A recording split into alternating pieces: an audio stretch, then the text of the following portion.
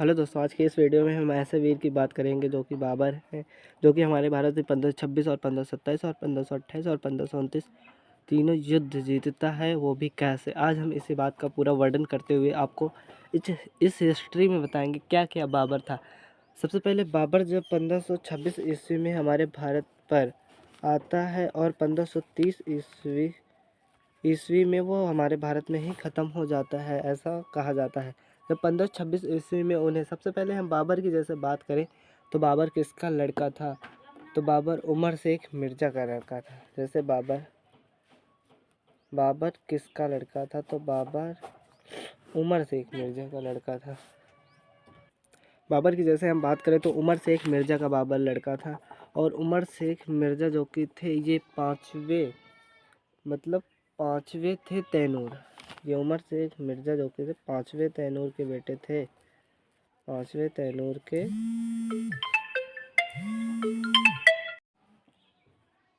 अब देखिए, जब बाबर कुतुब मीनार खां का बेटा था और ये कुतुब मीनार खां जो इनकी माता थी, और ये उमर शेख मिर्ज़ा इनके पिता थे। किसके? बाबर के।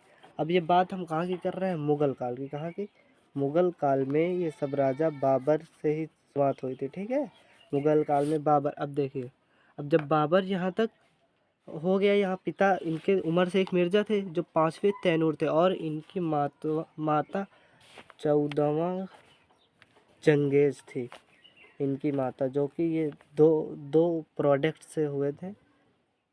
14वां चंगेज़ थी। अब देखिए, यहाँ पास जब इनका जन्म होता है, देखिए जब मतलब इसका बाबर का जन्म होता है, कब जन्म होता है ये भी हमें पता होना चाहिए। जब जन्म बाबर का होता है 14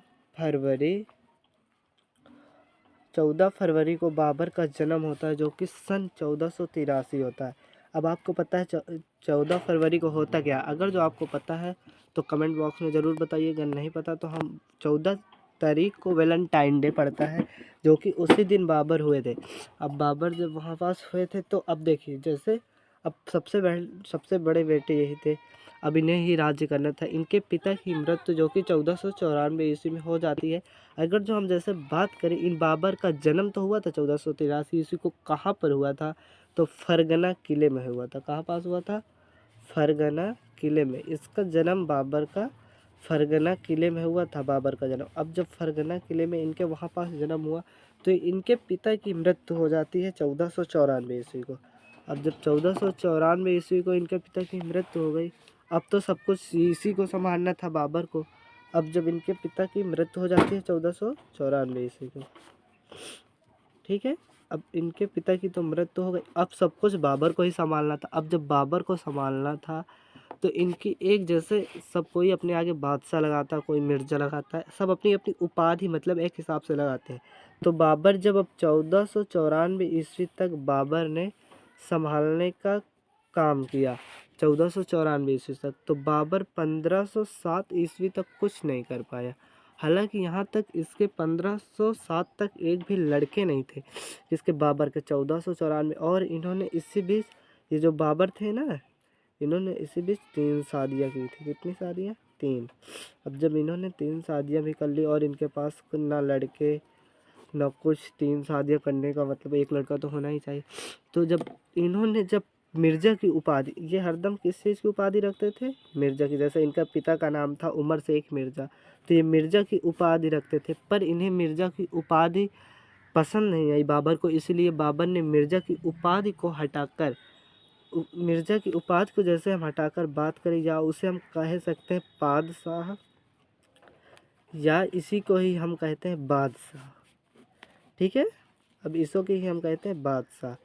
अब देखिए, जब यहाँ पास तक बाबर के कुछ नहीं हुआ तो बाबर ने जब मिर्ज़ा की उपाधि बदल दी और इन्होंने बादशाह की उपाधि रख ली, जैसे बादशाह, अब बादशाह बाबर, बाबर बादशाह ऐसे रख लिया। अब जैसे ही इन्होंने मिर्ज़ा की उपाधि हटाई तो इन्हें तुरंत एक लड़का हुआ, वो जो 1508 ईस्वी को। अब 1508 ईस्वी को हुआ तो उसका नाम था हुमायूं, जो कि सबसे बड़ा बेटा था। अगर जो हम अकबर की बात करें तो बाबर के 4 लड़के थे। अब यहाँ पास हुमायूं तो हो गए 1508 ईस्वी को। अब जब हुमायूं को तो अब जैसे ही इन्होंने मिर्ज़ा की मतलब उपाधि त्यागी तो उन्हें एक पुत्र भी हुआ हुमायूं, और जो इनका सबसे बड़ा दुश्मन था। मतलब इन्होंने मिर्ज़ा की उपाधि तो हटाई पर इनका अब सब काम बन जा रहा है। और इनका एक दुश्मन भी था जिसका नाम था सैवानी। क्या नाम था? सैवानी। अब जिसका नाम सैवानी था,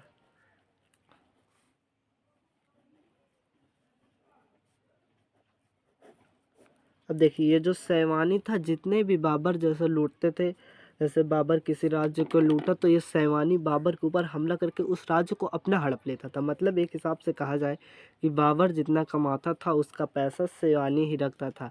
मतलब जैसे बाबर ने किसी ज़मीन को लूटा तो उसको बाबर से, अब जैसे बाबर ने तुरंत लूटा तो सैवानी तुरंत उसके ऊपर हमला कर देता था और उसकी सब वो लूट लेता था, मतलब प्रॉपर्टी या जगह बोले तो। अब जब मिर्ज़ा की उपाधि इन्होंने त्याग दी तो अब मिर्ज़ा की उपाधि त्यागते ही इन्हें अभी तक 3 शादियाँ की, इनके एक भी लड़के नहीं हुए थे। अब मिर्ज़ा की उपाधि त्यागते ही इनका एक सैवानी जो कि दुश्मन इतना था इनका दोस्त बन गया। ठीक है, अब इनका फ्रेंड बन गया सैवानी। अब जब सबसे पहले अब इन्होंने कब युद्ध किया था, ठीक है, तो 1501 या 1502 के बीच, 1501 या 1502 का टाइम चल रहा था जब इन्होंने ये सैवानी जो था ये बाबर की बहन को लेके गया था। मतलब एक हिसाब से कहा जाए तो बाबर का जीजा सैवानी लगता था। अब जब इनका जीजा ही है सैवानी तो अभी अब बाबर ने सबसे पहले जब ये बाबर के पास आया कि मैं तुमसे हाथ मिलाना चाहता हूँ तो बाबर ने सबसे पहले ये कहा मैं तुमसे एक बात पूछना चाहता हूँ। तो सैवानी ने कहा पूछो, तुम यही पूछोगे तुम मेरी बहन को क्यों लेके गए? नहीं, शिवानी बोला, मतलब बाबर ने बोला नहीं शिवानी मैं तुमसे दूसरी बात करना चाहता हूँ। पर शिवानी ने कहा हाँ पूछो। कहे तो मुझे हरा कैसे देते थे? तो शिवानी ने कहा बस इतनी सी थोड़ी बात। तो शिवानी ने बताया यह युद्ध जैसे हुआ था, तो जब इनको बहन के लेके गया था तो पूछे तो सर ए पुल युद्ध हुआ था। एक सारे पुल या भी कह सकते हैं या सर ए पुल भी कह सकते हैं।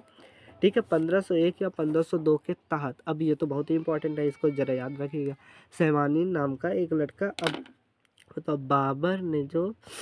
बाबर को ही बार बार हरा देता था। अब उसने मिर्ज़ा की उपाधि त्यागी, उसके एक पुत्र भी हो गया। मतलब उसको मिर्ज़ा की उपाधि बहुत ख़राब थी, वो पहले त्याग देता तो और पहले कुछ कर देता। 1494 ईस्वी से उसने 1507 तक कुछ नहीं किए पाया, बस 3 शादी। ठीक है, अब जैसे ही इन्होंने इसको बनाया तो सबसे पहले पूछा कि तुम मुझे हरा कैसे देते थे? तो शिवानी ने कहा बस इतनी थोड़ी सी बात मैं बता देता हूँ। मेरे पास एक युद्ध लड़ने के लिए तुगलनुमा था, ठीक है, और एक तोप। मतलब तुगलनुमा एक नहीं बहुत सारी हुआ करती थी, तुगलनुमा और तोप। इसी की वजह से मैं तुम्हें हरा देता था। तो बाबर ने पूछा ये सब तुमने कहाँ से सीखा था? तो सैवानी जो था इसने बताया कि मैं ये सब फारसी से सीख के आया हूँ बाबर। अब बाबर ऐसे तो सैवानी, अब बाबर के जीजा थे सैवानी तो हर चीज़ बता दिए। अब जब इतना पता चला बाबर को, अच्छा ऐसे हरा देते थे तुम मुझे? तो उसने हाँ फिर बता दिया कि हाँ मैं ऐसे ही हरा देता था। अब बाबर सोचा कि अब मैं भी, अब फिर जैसे शिवानी तो मेरे पास आ गया है तो अब मुझे इब्राहिम लोधी को या भारत के ऊपर आक्रमण करने की अब बाबर सोचने लगा। अब जब भारत के ऊपर आक्रमण करने की बाबर सोचने लगा, क्योंकि उसका बचपन से 7 वर्ष का था। कितने वर्ष का था? 7 वर्ष का। तो ये युद्ध में बहुत जाया करते थे, मतलब एक हिसाब से रणनीति सीखते थे। तो इनके पिता जो थे उमर शेख मिर्ज़ा, ये बताया करते थे कि बेटा अभी तुम थोड़ा सोशल मीडिया में घुसो। तो ये कह रहे थे नहीं मैं भारत पर ही आक्रमण करूँगा, पूरे भारत को मैं ही जीतूँगा। तो 7 वर्ष की आयु से बंदा सोचते चला आ रहा था बाबर। अब बताइए, अब समय आएगा जब वो भारत पर आक्रमण करना चाहेगा। कौन? बाबर। अब देखिए जब बाबर को ये सब बात पता चली तो दिल्ली और आगरा में जो कि इतनी समय राज करता था उसका नाम था इब्राहिम लोधी। क्या नाम था? इब्राहिम लोधी।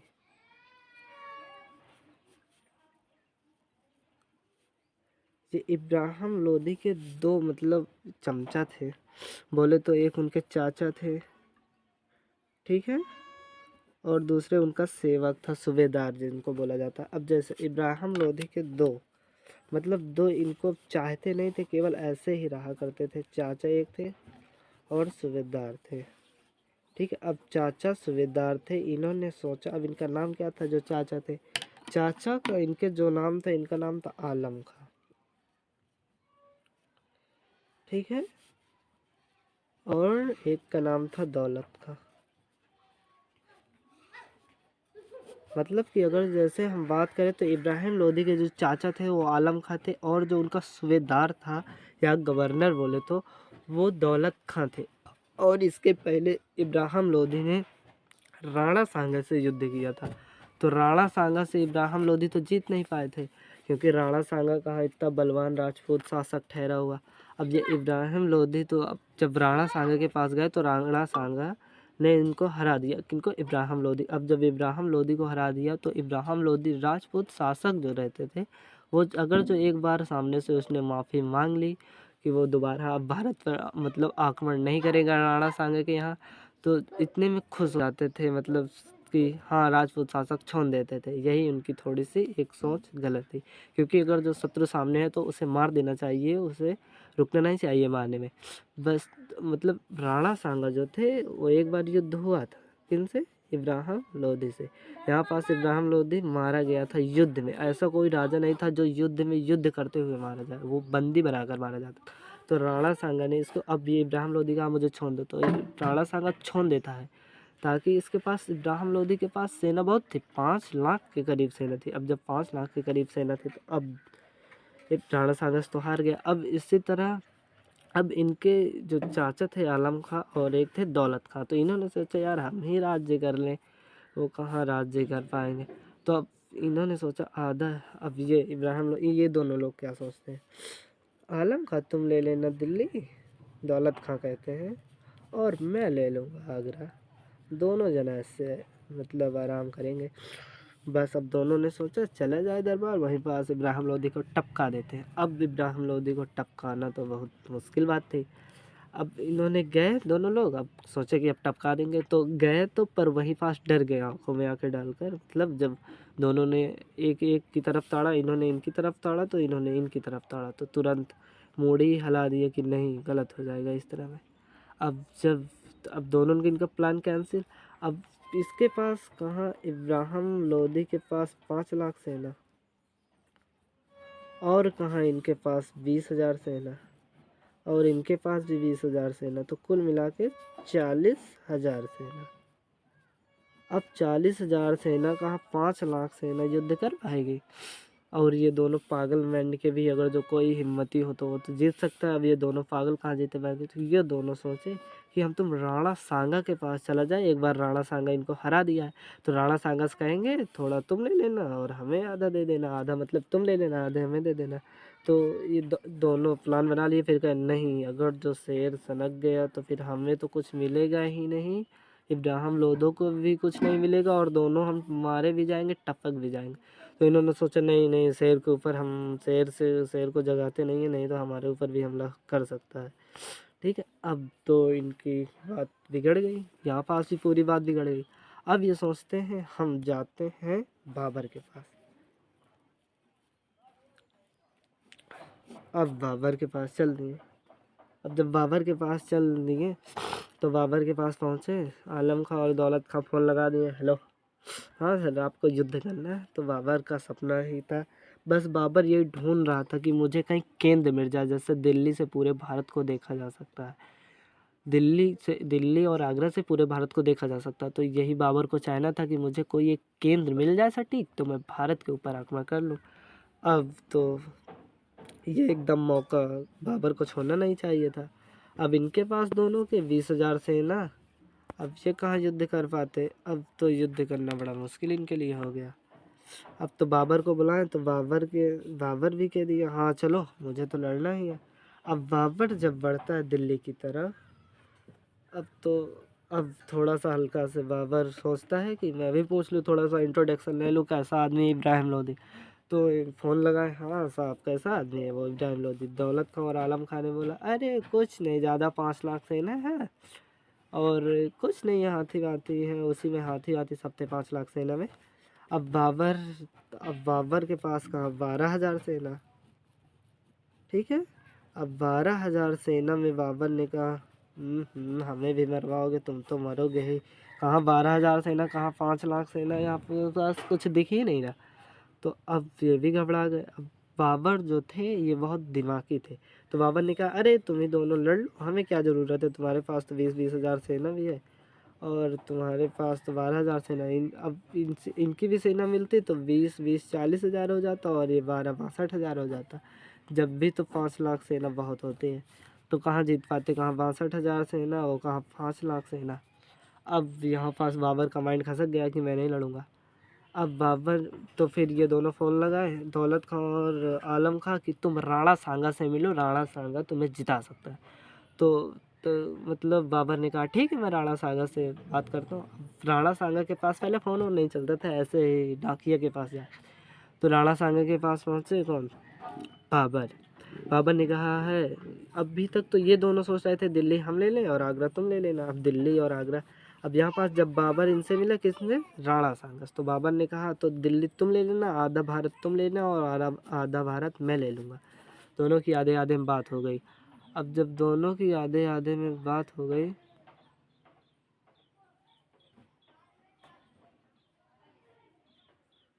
तो अब दिक्कत हो गई मतलब अब ये राणा सांगा के जो वो थे, मतलब एक हिसाब से बोला जाए सैनिक, तो इन्होंने कहा अरे मालिक तुम पागल हो रहे हो क्या, अब तुम चाहो तो इब्राहिम लोदी को जब एक बार हरा चुके हो तो ऐसे ही हरा सकते हो, तुम आधा भारत तुमसे मतलब तुम्हें दे नहीं रहा है बाबर, आधा भारत तुमसे आधा भारत ले रहा है। तो अब यहाँ पास राणा सांगा खिसक गया कि यार हाँ इसे तो सही बोल रहे हैं। तो राणा सांगा फिर बाबर ने ललकार दिया किसे, इब्राहिम लोधी को। अब जब पानीपत का पहला युद्ध, इसे ही बोला जाता है हमें पानीपत का पहला युद्ध कब हुआ था, पानीपत का पहला युद्ध बोला जाए तो 21 अप्रैल और 1526 ईस्वी को हुआ था पानीपत का पहला युद्ध, 21 अप्रैल 1526 ईस्वी को, जो कि बाबर और राणा सांगा के बीच हुआ था। बाबर और राणा सांगा, सॉरी बाबर और इब्राहिम लोधी। अब बाबर और इब्राहिम लोधी के बीच युद्ध तो हुआ, पर अब बाबर ने सोचा कि हाँ वो तो आ रहे होंगे हमारे नेता साहब जो भी है, मतलब राणा सांगा। अब राणा सांगा तो यहाँ पास आएंगे नहीं क्योंकि उनको सैनिक ने उन्हें सही सलाह दी।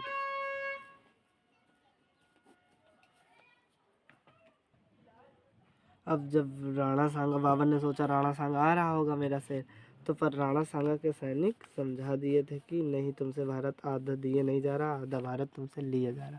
अब राणा सांगा यहाँ पास, अब बाबर तो फंस गया। अब बाबर बाबर घूमते ताड़ते रहा, हाँ राणा सांगा आ रहा है कि नहीं आ रहा।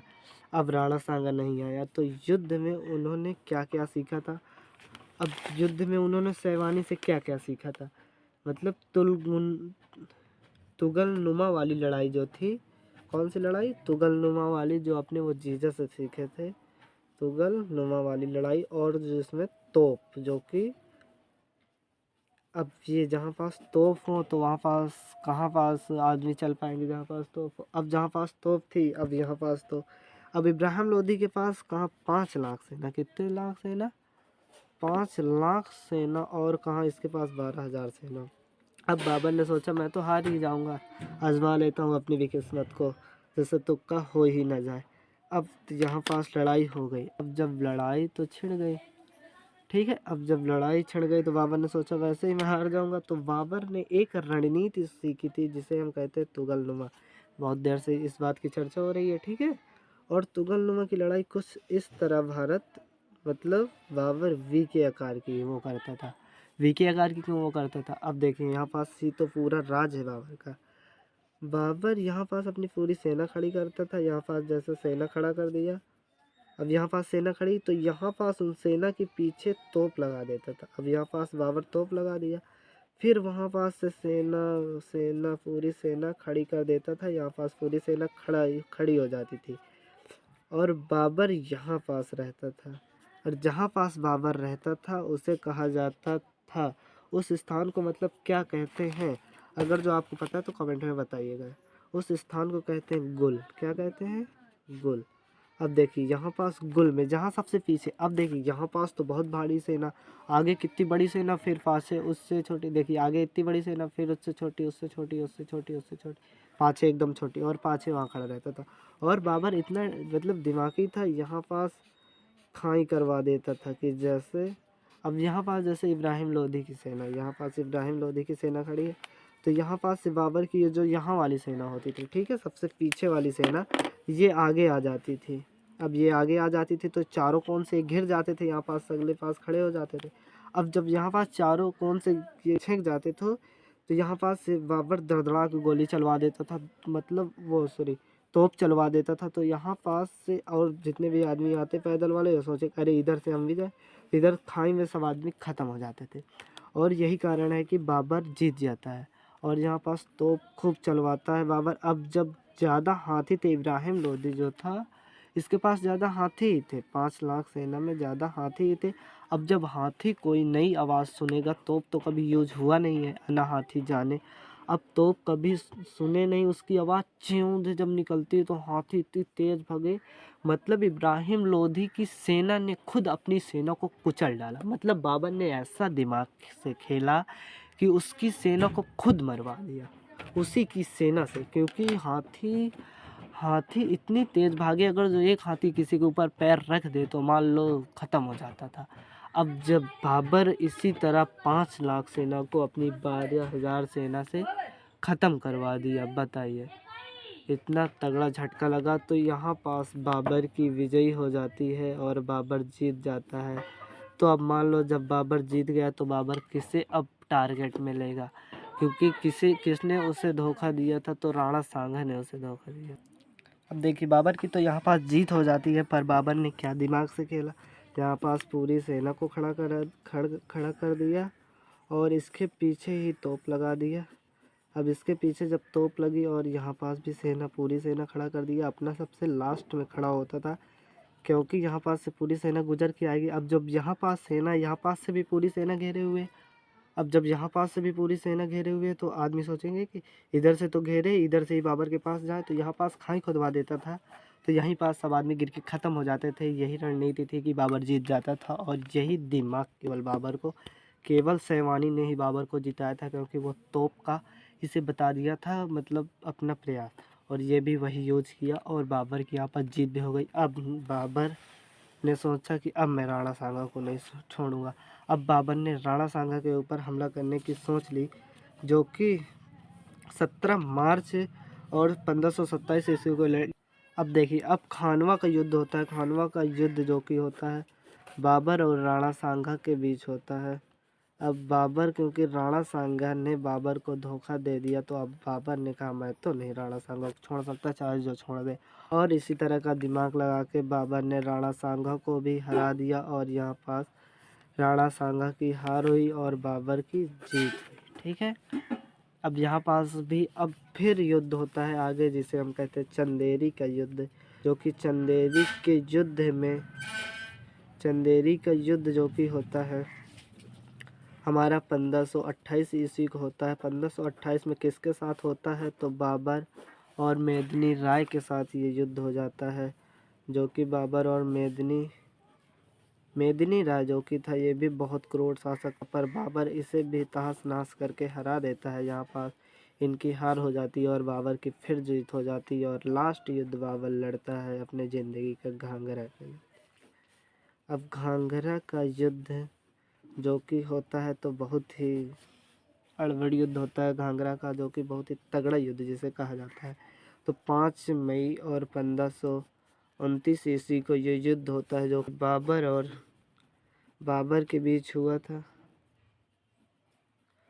और महमूद लोधी के बीच हुआ था ये युद्ध, जिसमें भी बाबर जीत जाता है और महमूद लोधी को हरा देता है। मतलब बाबर जीत जाता है और महमूद लोधी को हरा देता है। इसी तरह बाबर ने लगातार अपने भारत में 4 युद्ध जीते।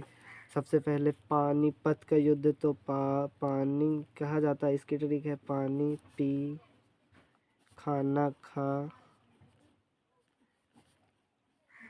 चल घर। इसे युद्ध भी आप मतलब ये पूछे बहुत जाते हैं ये युद्ध चारों।